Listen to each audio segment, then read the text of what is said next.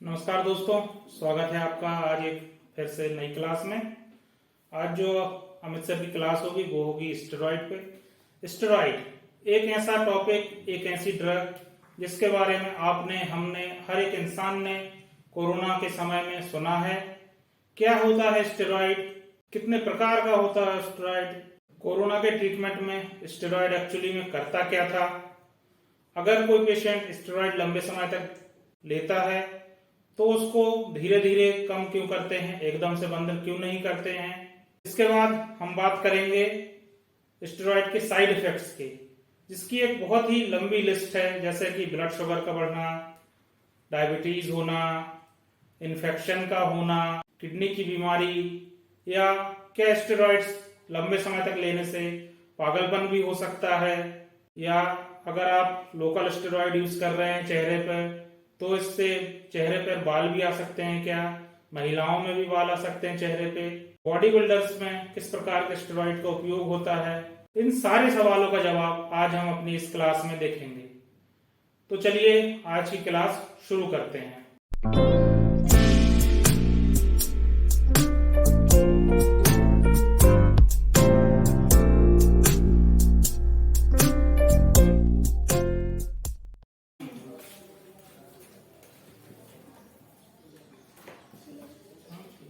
Steroid steroid बहुत ज़्यादा आजकल यूज किया जाने वाला ड्रग है। खासकर कोविड के बाद से सब लोगों को उस पर अवेयरनेस भी हो गई है।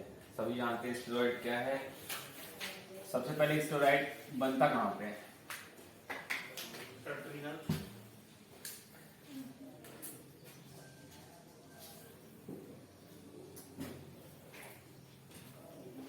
किडनी के ऊपर एक ग्लैंड होती है, एड्रिनल ग्लैंड। ठीक है, एड्रिनल ग्लैंड से हार्मोन सीक्रेट होता है, उसको बोलते हैं ग्लूकोकॉर्टिकॉइड।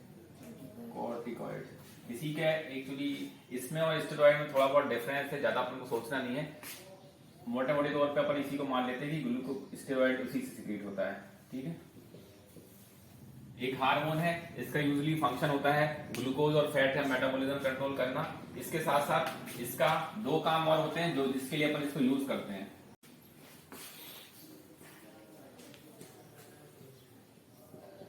स्टेरॉइड के दो काम है। पहला एंटी इंफ्लामेटरी,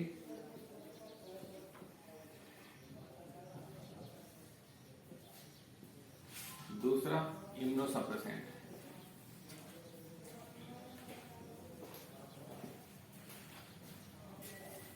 दो ही मेन काम है जिसके लिए अपन यूज करते हैं। बॉडी में कहीं पे भी अगर इन्फ्लामेशन हो रहा है, इन्फ्लामेशन या फिर बॉडी में जो इम्यूनिटी है, इम्यूनिटी के कारण कोई बीमारियां हो रही हैं, जैसे जितनी भी ऑटो इम्यून बीमारियां हैं, ऑटो इम्यून बीमारी जो कि अपने अंदर का इम्यून सिस्टम ही अपन पैदा करता है उन बीमारी को, उनके जैसे bronchial asthma, rheumatoid arthritis, SLE और भी बहुत सी जो है ऑटो इम्यून डिसीजेस हैं, जिसमें अपने बॉडी का इम्यून सिस्टम ही उसके कारण जो बीमारियां पैदा होती हैं उसमें अपन को इम्यून सिस्टम को दबाना रहता है, इसलिए ये इम्यूनोसप्रेसेंट का काम करता है। दूसरा एंटी इंफ्लामेटरी, बॉडी में कहीं पे भी इंफ्लामेशन होगा तो क्या करेगा, बॉडी में जैसे कहीं इंफ्लामेशन है, यहाँ पे क्या है WBC, साइटोकाइनिन, ये सब रिलीज होते हैं, इसके कारण जो घाव है उसको भरने की कोशिश करते हैं। तो ये क्या करता है, कई बार ये जो इंफ्लामेशन है, जो घाव भरने की प्रक्रिया है अपने अंदर की, वो है उसके कारण भी बीमारी पैदा हो जाती है, उसको कम करता है। ये एंटी इंफ्लेमेटरी है, WBC को यहाँ पहुंचने से रोकेगा, साइटोकाइनिन को रोकेगा। जो कोविड में जो डेथ होती थी, कोविड के पेशेंट है उनमें जो डेथ होती थी ना, वो ये साइटोकाइनिन बहुत ज्यादा रिलीज हो जाते थे, उसके कारण साइटोकाइनिन स्टॉर्म हो जाता था, है ना। तो ये साइटोकाइनिन स्टॉर्म के कारण ही मोस्ट कॉमन कॉज था डेथ का कोविड में। इसको अपन anti inflammatory action of steroid से कम कर सकते हैं। कैटाबॉलिक एक्शन भी करता है। इसका जो मेन जो काम था, जो एड्रिनल ग्लैंड से सीक्रेट होती है, जो उसका मेन ग्लूकोज का ही मेटाबॉलिज्म कैटाबॉलिज्म कंट्रोल करना है। ये तो उसके दूसरे अदर काम है, मेन काम तो उसको ग्लूकोज का मेटाबॉलिज्म ही इसको रेगुलेट करना है। अब आते हैं टाइप्स ऑफ स्टेरॉइड। टाइप्स में हो जाते हैं एक शॉर्ट एक्टिंग, इंटरमीडिएट एक्टिंग और लॉन्ग एक्टिंग। जो शॉर्ट एक्टिंग होते हैं वो लेस पोटेंट होते हैं, ये इंटरमीडिएट पोटेंट होंगे और ये हाई पोटेंट होंगे। शॉर्ट एक्टिंग में ड्रग्स के नाम है हाइड्रोकॉर्टिसोन। इंटरमीडिएट एक्टिंग के ड्रग्स के नाम है प्रेडनिसोलोन और methyl prednisolone. High potency long acting drugs के नाम है डेक्सामेथासोन। ब्रॉडली यही 4 ग्रुप्स हैं। इसके अलावा आजकल जो न्यूअर एजेंट आ गए हैं डेफ्लाजाकोड, बीटामेथासोन, ये सब बहुत अलग अलग नाम से आने लगे हैं। मेनली यही 3 ग्रुप हैं जिसमें शॉर्ट एक्टिंग है, इंटरमीडिएट एक्टिंग है, लॉन्ग एक्टिंग है। शॉर्ट एक्टिंग जो इनिशियली अपन को यूज करना है वो पोटेंसी लेस होती है। जो इंटरमीडिएट एक्टिंग है वो मीडियम पोटेंसी के होते हैं, और लॉन्ग एक्टिंग उनकी पोटेंसी बहुत ज्यादा होती है। डेक्सामेथासोन।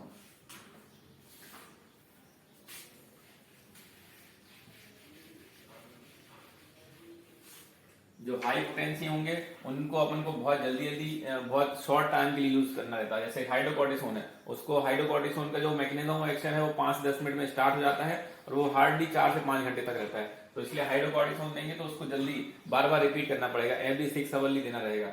और ऐसे ये मिथाइल प्रेडनिसोलोन और प्रेडनिसोलोन है, इनको थोड़ा सा देर से देना पड़ेगा, वो लॉन्ग एक्टिंग है। डेक्सामेथासोन और धीरे धीरे दे सकते हैं।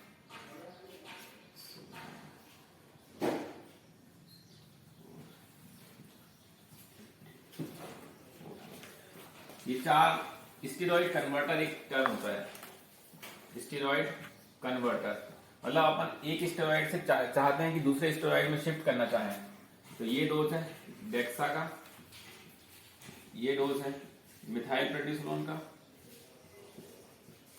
ये डोज है प्रेडनिसोलोन का, और ये डोज है हाइड्रोकॉर्टिसोन का। मतलब किसी पेशेंट को 16 मिलीग्राम डेक्सा चल रहा है, अगर उसको अपन को हाइड्रोकॉर्टिसोन में शिफ्ट करना है तो अपन को 400 मिलीग्राम हाइड्रोकॉर्टिसोन पर डे देना पड़ेगा।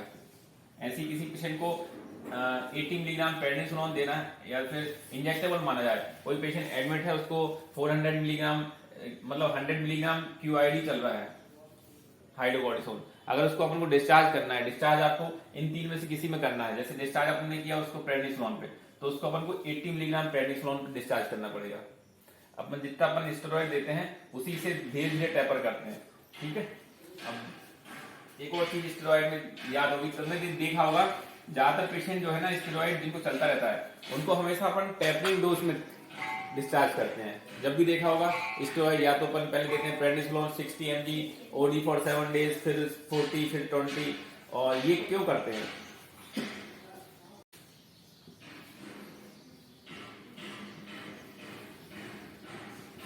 एक होता है HPA axis, hypothalamo pituitary adrenal axis. ये ब्रेन है, यहाँ हाइपोथैलेमस है, हाइपोथैलेमस से सिग्नल जाएंगे पिट्यूटरी में। इसमें कॉर्टिकोट्रोपिन रिलीजिंग हार्मोन होता है जो हाइपोथैलेमस से पिट्यूटरी में सिग्नल भेजता है कि आप यहां से ACTH सिक्रीट करो, एड्रिनोकॉर्टिकोट्रोपिक हार्मोन। ये ACTH क्या करता है? एड्रिनल को संदेश देता है कि आप स्टेरॉइड बॉडी में निकालो, ठीक है। अब ये स्टेरॉइड जब बॉडी में आ जाता है तो ये स्टेरॉइड यहाँ पे नेगेटिव फीडबैक देता है, नेगेटिव फीडबैक देता है कि बॉडी में पर्याप्त मात्रा में स्टेरॉइड आ गया है, तो अब आप यहाँ से ACTH और CRS निकालना कम कर दो। अब होता क्या है, ये जो पूरी प्रोसेस होती है, इस पूरी प्रोसेस में लगभग 15-20 दिन का टाइम लगता है। यहाँ से स्टेरॉइड को बनना या तो CRS को बनना, उसके बाद पिट्यूटरी से ACTH बनना, फिर एड्रिनल सिक्रीट होना, इसमें लगभग 15-20 दिन का टाइम होता है। अपन क्या करते हैं, जैसे अब स्टेरॉइड बनते रहते, अपन ने बाहर से स्टेरॉइड दे दिया ज्यादा मात्रा में, हाई डोज स्टेरॉइड दिया अपन ने, हाई डोज स्टेरॉइड ब्लड में आ गया, हाई डोज स्टेरॉइड ब्लड में आएगा तो वो यहाँ से नेगेटिव फीडबैक देगा इन दोनों को, यहाँ से ये बनना बंद करा देगा, यहाँ से ACTH बनना बंद करा देगा, ठीक है। बॉडी में पर्याप्त मात्रा में स्टेरॉइड है तो ये दोनों चीजों से बहुत लंबे समय तक ये बनाएंगे नहीं। अब क्या होगा, अपन ने स्टेरॉइड देते हुए एकदम से उसको बंद कर दिया, तो क्या होगा, ये इसको तो ब्लड में आने लगेगा कि ब्लड में स्टेरॉइड नहीं है, तो ये बनाना चालू करेगा वो, ठीक है। ये बनाना चालू करेगा, उसके बाद ये बनाएगा CRH, ये CRH बनाने में कुछ दिन टाइम लगेगा, फिर पिट्यूटरी का ACTH बनाने में टाइम लगेगा, फिर यहाँ पे संदेश देगा, फिर ये स्टेरॉइड बनना चालू करेगा। तो लगभग 15-20 दिन तक अपन को टाइम लग जाएगा स्टेरॉइड बनने में, उतने टाइम तक बॉडी में स्टेरॉइड रहेगा ही नहीं, ठीक है। तो स्टेरॉइड नहीं रहता है बॉडी में, तो स्टेरॉइड के जो साइड इफेक्ट हैं वो आने लगते हैं। जैसे बॉडी को, जैसे एकदम से किसी पेशेंट को बहुत लॉन्ग टर्म से स्टेरॉइड चल रहा है, अगर अपन एकदम से बंद कर दें तो उसको हाइपोटेंशन हो जाएगा, वीकनेस हो जाएगी, बॉडी एक होने लगेगा, है ना, पूरा डलनेस आने लगेगी। इसलिए स्टेरॉइड को कभी भी एकदम से बंद नहीं करते। इवन कार्डियोनिक शॉक से डेथ भी हो सकती है। इसको अब कब इसको टैपरिंग करना है, कब नहीं टैपरिंग करना है, इसके लिए अगर पेशेंट को हाई डोज स्टेरॉइड चल रहा है, हाई डोज स्टेरॉइड अगर मोर देन 7 डेज चला है, तो फिर आगे आपको डिस्चार्ज करते समय टैपरिंग डोज में ही देना है। या फिर लो डोज स्टेरॉइड चला है, लो डोज स्टेरॉइड उसको मोर देन 14 डेज तक चला है, तो उसको टैपरिंग करते हुए उसको डिस्चार्ज करना है। अगर अपन पेशेंट को एडमिट नहीं कर रहे हैं, यूजली एडमिट पेशेंटों को हाई डोज स्टेरॉइड देते हैं, जो पेशेंट को एडमिट की जरूरत नहीं है उसको लो डोज स्टेरॉइड देते हैं। तो लो डोज स्टेरॉइड अगर आपने 14 डेज से ज्यादा दिया है तो उसको टैपरिंग करते हुए डिस्चार्ज करना है, टैपरिंग करते हुए उसको बंद कराना है। और हाई डोज स्टेरॉइड 7 डेज से ज्यादा चला है तो उसको टैपर करना है। इसके कम में जरूरत नहीं है, आजकल क्या है आदत बन गई है, तो अपन स्टार्ट ही टैपरिंग डोज में कर लेते हैं, उसकी इतनी जरूरत नहीं है, ठीक है। तो सिर्फ अगर ओरल किसी पेशेंट को अपन 10 दिन तक दे रहे हैं तो उसको डायरेक्टली बंद कर सकते हैं, उसको टैपर करने की जरूरत नहीं है।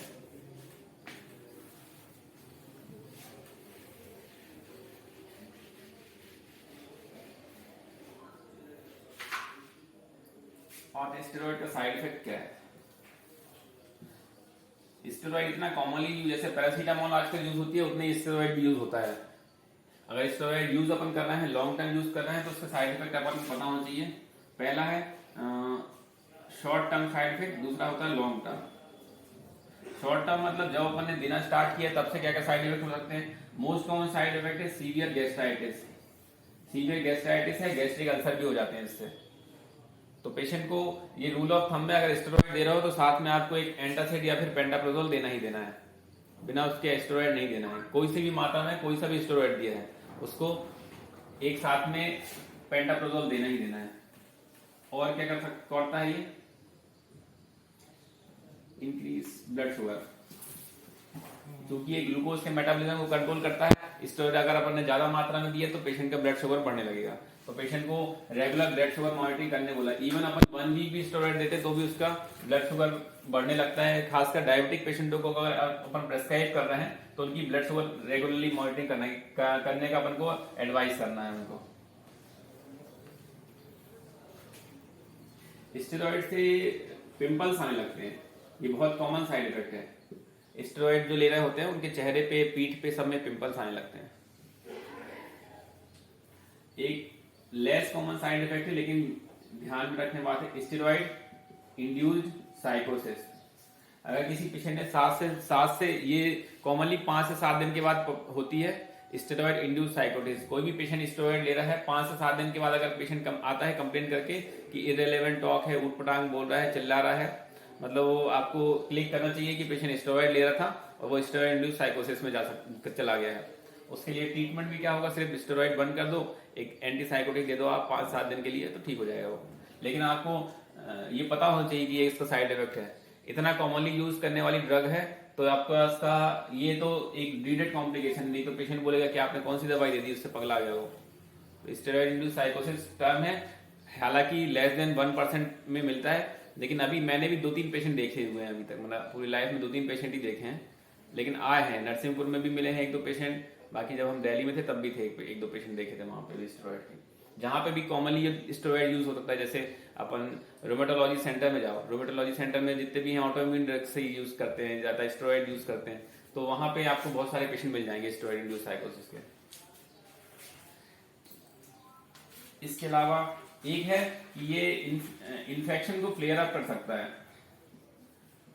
जो कि ये हालांकि एंटी इंफ्लेमेटरी है और इम्यूनोसप्रेसेंट है। तो बॉडी की इम्यूनिटी को कम कर रहा है ये, तो जो घाव है, घाव को हील करने देगा ही नहीं, तो ये फ्लेयर अप हो सकता है। कोई भी बैक्टीरियल इन्फेक्शन है, अगर आपने प्रॉपर एंटीबायोटिक कवरेज के बिना इसको दे दिया है स्टेरॉइड को, तो वो बढ़ा देगा। कोई भी नॉन हीलिंग वॉन्ड है, नॉन हीलिंग वॉन्ड में एक कंट्रा इंडिकेटर होता है, अगर कोई वॉन्ड हील नहीं हो रहा है तो आपको इसको नहीं देना स्टेरॉइड को, इन्फ्लेमेशन को फ्लेयर अप कर सकता है। इसलिए कभी भी बैक्टीरियल इन्फेक्शन आप सस्पेक्ट कर रहे हो तब स्टेरॉइड दोगे तो हमेशा हाई बैक्टीरियल कवरेज के साथ ही देना है। ये होगा short term side effect. Long term side effect क्या रहेंगे? लॉन्ग टर्म साइड इफेक्ट में पहला हो जाता है डिपेंडेंसी। डिपेंडेंसी हो जाती है, पेशेंट स्टेरॉइड जब तक खाता है तब तक ठीक रहता है। जो गांव में बहुत सारे छोटी छोटी पुड़िया वाली गोली खाते रहते हैं, ताकत की गोलियां, वो अगर वो बंद कर देंगे तो वो कहते हैं हम जब बंद करते तो फिर कुछ भी काम नहीं होता, पूरे टाइम हाथ पर दर्द करते रहते, घुटने दर्द करते रहते हैं, जब तक वो खाते रहते तब तक ठीक रहते हैं। डिपेंडेंसी हो जाती है। दूसरा कुशिंग सिंड्रोम। कुशिंग सिंड्रोम होता है मून फेस होता है, चेहरे में सूजन आ जाती है, पीठ में एक हम टाइप का हो जाता है, क्योंकि ये ग्लूकोज और फैट मेटाबॉलिज्म है, लॉन्ग टर्म तक अगर उसको बढ़ा रहेगा डायबिटीज हो जाएगी, डायबिटीज और फैट मेटाबॉलिज्म इरेगुलर हो जाएगा उसमें, तो पूरे बॉडी में फैट इकट्ठा होने लगेगा, चेहरा है मतलब ब्लैक ब्लैक पैचेस आने लगेंगे पूरे बॉडी में। तीसरा जो वेसल है, वेसल वॉल बहुत फ्रेजाइल हो जाएगी, उसको छोटी छोटी कुछ भी चोट मारो, आपने देखे होंगे बहुत कई पेशेंट जो क्रोनिक स्टेरॉइड लेते हो उनको कहीं पे भी बहुत सारी जगह पे लाल लाल चकत्ते आने लगते हैं, क्योंकि वेसल वॉल बहुत फ्रेजाइल हो जाती है, थोड़ी सी भी कहीं चोट लगी तो उसमें डैमेज हो जाएगा। और इसके अलावा वो डायबिटीज कर देगा, लॉन्ग टर्म देने में डायबिटीज पैदा कर देगा। उसके अलावा जो मल्टी सिस्टम है, किडनी लिवर सब में इन्वॉल्वमेंट रहेगा, सभी को डैमेज करेगा वो, अगर लॉन्ग टर्म स्टेरॉइड दे रहे हैं आपको। फायदा इसके शॉर्ट टर्म यूज में बहुत फायदे हैं, लॉन्ग टर्म यूज में बहुत ज्यादा फायदे नहीं है, इसलिए किसी को भी पेशेंट को 1 मंथ से ज्यादा के स्टेरॉइड प्रेस्क्राइब नहीं किया जाता। लॉन्ग शॉर्ट टर्म जो बीमारियां हैं 1 मंथ से ज्यादा सिर्फ पेशेंट जो ऑटो इम्यून डिसीजेज हैं उन लोगों को, ऑटो इम्यून डिसीजेज हैं उसमें ही आपको प्रेस्क्राइब की जाती है 1 मंथ से ज्यादा का स्टेरॉइड। वो भी अपन कोशिश करते हैं कि जो अदर ड्रग्स हैं, इम्यूनोमॉड्यूलेटर ड्रग्स हैं, उनको ज्यादा यूज किया जाए जिनके साइड इफेक्ट कम हो, क्योंकि लॉन्ग टर्म स्टेरॉइड के साइड इफेक्ट बहुत ज्यादा है। अब प्रिपरेशन कौन कौन सी अवेलेबल है स्टेरॉइड की? अब प्रिपरेशन मतलब कि ये ओरल दे सकते हैं, इंजेक्टेबल दे सकते हैं, नेजल स्प्रे आता है, आर्टिकुलर इनहेलेशन ड्रग्स आती हैं, 4 फॉर्म में अवेलेबल है। ओरल कौन कौन सी ड्रग्स अवेलेबल है? प्रेडनिसोलोन या फिर ओमनाकॉर्टिल, मिथाइल प्रेडनिसोलोन और डेक्सामेथासोन। इंजेक्टेबल में कौन कौन सी अवेलेबल है? Hydrocortisone, methyl prednisolone, dexamethasone. Nasal spray में कौन, एक और है क्रीम। इनहेलेशन में देखे होंगे अपने ब्रोंकियल अस्थमा वाले पेशेंटों को देते हैं इनहेल्ड फ्लूटिकासोन, बैक्लोमेथासोन। क्रीम में भी बहुत सारी होती है, बीटामेथासोन क्रीम, मोमेटासोन, बैटनोवैक्स की बहुत कॉमनली यूज करते हैं मेडिसिन, मोमेटासोन बहुत कॉमनली यूज करते हैं। जो क्रीम प्रिपरेशन बहुत कॉमनली यूज होती है, क्रीम के बारे में अपन को होना, क्रीम जो है अपन 2 यूज करते हैं, एक होती है हाई पोटेंसी, एक होती है लो पोटेंसी। हाई पोटेंसी में आते हैं बीटामेथासोन और लो पोटेंसी में आते हैं मोमेटासोन, जो कॉमनली यूज कर मोमेटासोन या हाइड्रोकॉर्टिसोन। तो कभी भी हाई पोटेंसी मेडिसिन अपन को, जो जहां पे अपन देखते हैं चेहरा, फेस या फिर हाथ में या फिर जो भी एरिया अपन को दिखता है, फेस और नेक और मेनली हैंड, यहाँ पे हाई पोटेंसी मेडिसिन यूज नहीं करते हैं, क्योंकि हाई पोटेंसी मेडिसिन जो होती है स्किन की एट्रोफी कर देती है, हेयर ग्रोथ कर देती है। तो हाई पोटेंसी मेडिसिन कभी भी फेस, नेक और हैंड पे यूज नहीं करते, वहां पे हमेशा लो पोटेंसी मेडिसिन यूज करते हैं। तो मोमेटासोन या हाइड्रोकॉर्टिसोन क्रीम जो है वो यूज करेंगे अगर आपको चेहरे में स्टेरॉइड देनी है। तो अगर चेहरे में आप बीटा मतलब बैटनोवैक्स ही लगा दोगे तो हो सकता है लॉन्ग टर्म यूज में उसके कारण हेयर ग्रोथ हो जाए, स्किन डल हो जाए, स्किन में एट्रोफी हो जाए, तो मतलब उसका जो दोगे उसका साइड इफेक्ट तो होगा नहीं, साइड इफेक्ट ज्यादा हो जाएगा। स्टेरॉइड के बारे में लगभग इतना ही है, और कुछ है, और कुछ पढ़ना है स्टेरॉइड के बारे में? सर स्टेरॉइड चल रहा तो सीबीसी में क्या डिफरेंस आएगा सेल काउंट में? स्टेरॉइड यूजली थोड़ा सा ओवरऑल कैटाबॉलिक होती है, तो स्टेरॉइड के कारण जो है सभी चीजें थोड़ी थोड़ी बढ़ जाती है, टीएलसी भी बढ़ जाएगी, प्लेटलेट भी बढ़ जाएंगे और डब्ल्यूबीसी भी बढ़ जाएगा, मतलब डब्ल्यूबीसी बढ़ जाएगी, हीमोग्लोबिन में ज्यादा फर्क नहीं पड़ता और प्लेटलेट भी थोड़े से इंक्रीज हो जाएंगे वो, लेकिन रिलेटिवली इंक्रीज है। आप स्टेरॉइड बंद करोगे तो वापस अपने आप पे आएंगे। सर अभी स्टेरॉइड चल रहा था तो ब्लैक फंगस हो रहा था, ये स्टेरॉइड की वजह से? स्टेरॉइड फ्लेयर अप कर रहा है, इम्यूनोसप्रेसेंट है, इम्यूनोसप्रेसेंट करता है, तो जो भी पेशेंट को स्टेरॉइड लॉन्ग टर्म दे रहे हैं ना उनको देखना पड़ता है कि आप उनको बोलना पड़ता है कि इम्यूनिटी अभी आपकी वीक है, तो जो वायरल इन्फेक्शन होने के चांस, आपको वायरल और फंगल इन्फेक्शन होने के चांस बहुत हैं, तो आप ये जो हर्पीज वगैरह है, हर्पीज वायरल इन्फेक्शन या फिर जो भी फंगल इन्फेक्शन है, ये चांस होने किसी भी तरीके का फंगल, आपने देखा क्रोनिक जो स्टेरॉइड लेते रहते हैं उन लोगों को फंगल इन्फेक्शन है, टीनिया, ये तो बहुत कॉमनली है। म्यूकोरमाइकोसिस तो अभी अभी कोविड के कारण पता चला है, लेकिन बाकी फंगल इन्फेक्शन तो पहले से होती थे, ओरल कैंडिडियासिस, बाकी जगह टीनिया इन्फेक्शन, ये कॉमन है सब। जितने भी क्रोनिक स्टेरॉइड हैं, जो अभी जो ओपीडी में पेशेंट आते हैं ना, कोई भी पेशेंट देखो जो रूमेटॉइड आर्थराइटिस के या फिर लॉन्ग टर्म जो स्टेरॉइड ले रहा है, उनको आप चेक करोगे तो कहीं ना कहीं उनको फंगल इन्फेक्शन हो गई, क्योंकि इम्यूनिटी जहां पे भी वीक होगी वहां पे फंगल इन्फेक्शन होने के चांस ज्यादा रहेंगे। और ऊपर से डायबिटीज पेशेंट अलग हो जाते हैं, वो तो डायबिटीज में भी बढ़ जाती है फंगल इन्फेक्शन होने के चांस। तो इसमें 2-3 चीजें अपन को ध्यान देने वाली हैं।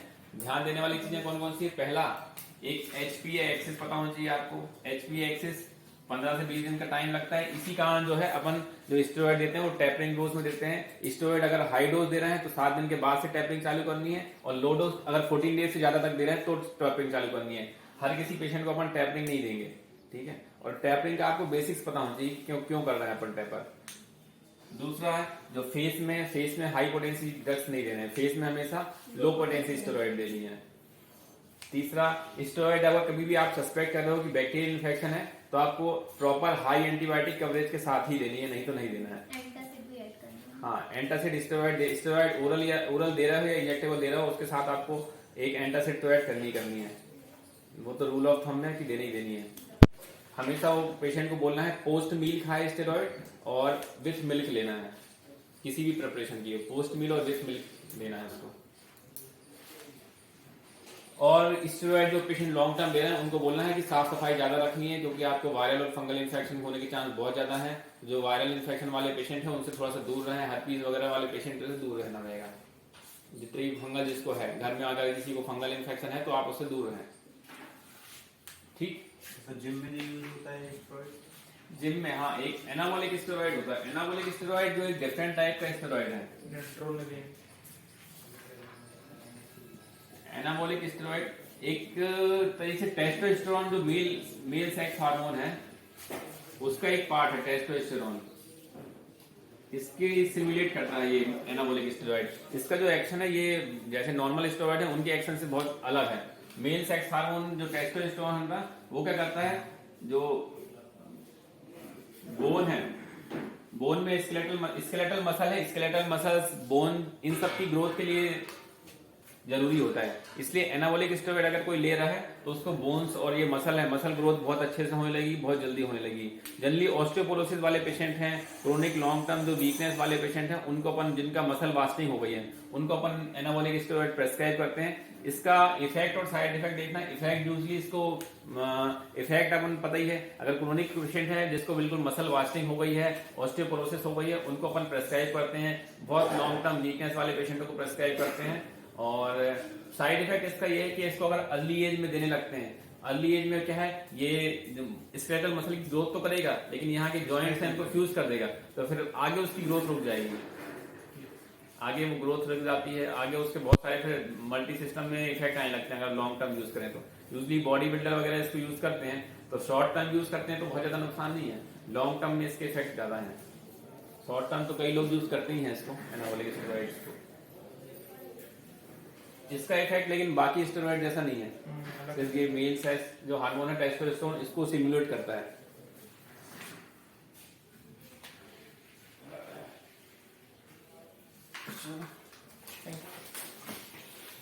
तो अभी आपने देखा सारी बातें स्टेरॉइड के बारे में। प्लीज वीडियो को लाइक करें, शेयर करें और चैनल को सब्सक्राइब करें। और यदि आप इसी प्रकार की कोई अन्य टॉपिक पे क्लासेस चाहते हैं तो वीडियो पे कमेंट जरूर करें। धन्यवाद। मिलते हैं फिर अगली क्लास में।